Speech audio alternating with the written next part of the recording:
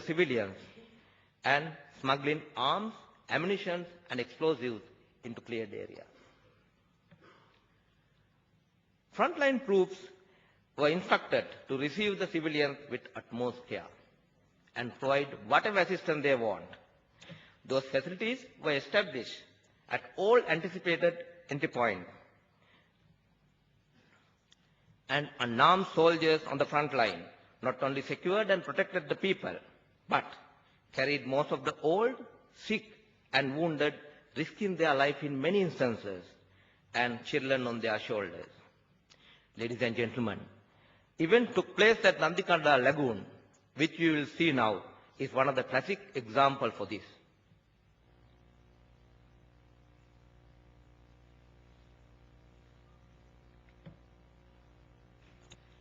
One of the key areas that warranted attention was the composition of troops for executing the entire operation. In keeping with the international law of military operations, receptions of females and children was carried out by the female soldiers, and males were received by their male counterpart. All steps were taken to keep the family members together. Transportation of civilians after the reception was another challenge faced by the security forces. It was overcome with the assistance of the state transportation agencies. First group of IDPs, numbering 189, arrived at Iranai Iropai Kulam on 23rd March 2007, escaping from LTT, risking their life. Since then, small numbers escaped from the LTT, risking their life, and entered common controlled areas until the launching of biggest ever rescue operation in annals of military history in May 2009 by the Sri Lankan gallant security forces. On arrival, IDPs were guided to secured locations, and wounded and disabled were evacuated to medical centers. Those who needed special medical attention were airlifted directly to general hospitals at Vaunia, Trincomalee, Anuradhapura, and Kandy, and at times to Colombo directly. Pregnant women, women with infant, children, elders, and disabled were given special priority.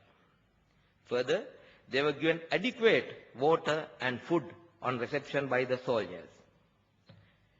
Then all IDPs were physically screened before transport to waiting areas. However, detailed screening was carried out at Omantai subsequently. In keeping with the international law and norms and the tradition, all ex-combatants were asked to report to pre-designated counters in the presence of ICRC and the representatives of the GA to separate them from the normal public. Two-stage registration process was carried out with initial registering at forward registration center and detailed registration at Vaunia subsequently. During the entire process of receiving IDPs, Sri Lanka Army assisted IDPs by providing food, shelter, protection, medical care. The cookhouses were established in forward locations by the Army, and hot meals for the IDPs were provided using Army bulk rations. Throughout the operation, all essential items to the civilians were at no-fire zones and LTT-held areas sent through ICRC. However, government knew most of it would have fallen into the hands of the LTT.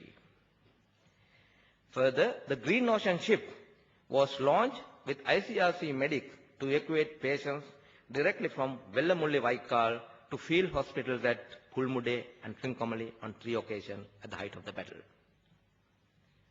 However, with all these human effort by the unarmed soldiers to get IDP into safety, still the barbaric nature of the LTT did not change.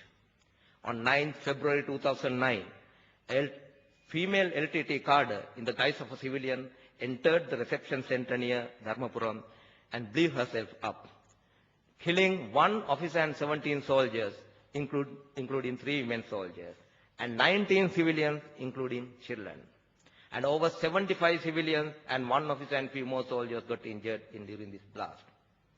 Ladies and gentlemen, this is again proved beyond doubt that the LTT did not want the civilian rescued, but they wanted to use them as a human shield.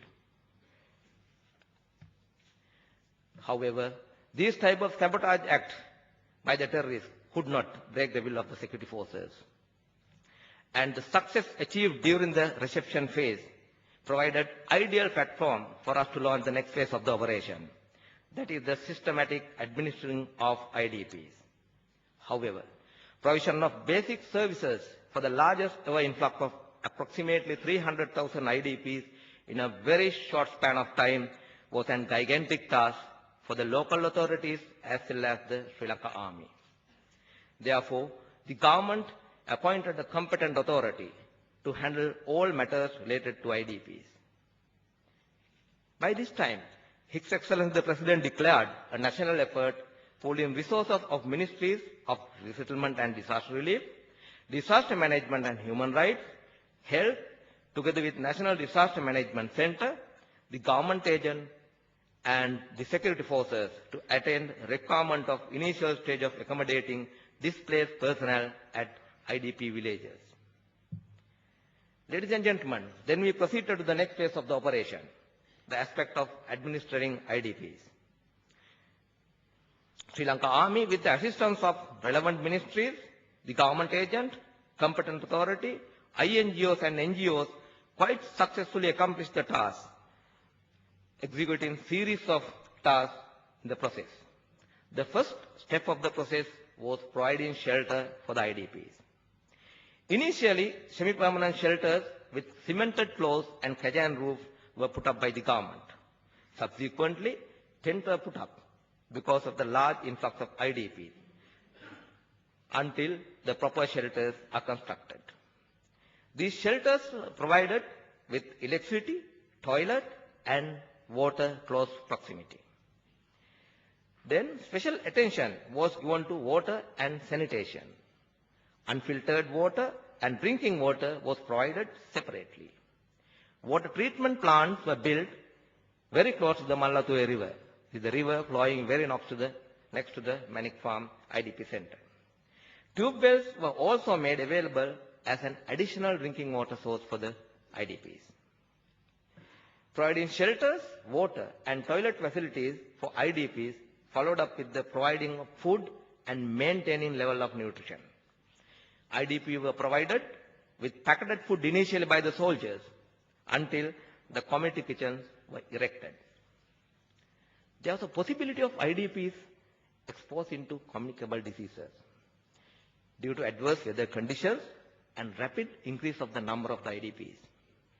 However, Central Ministry of Health, whom the services for health for IDPs were vested, successfully able to manage the need of approximately 300,000 IDPs. Then, steps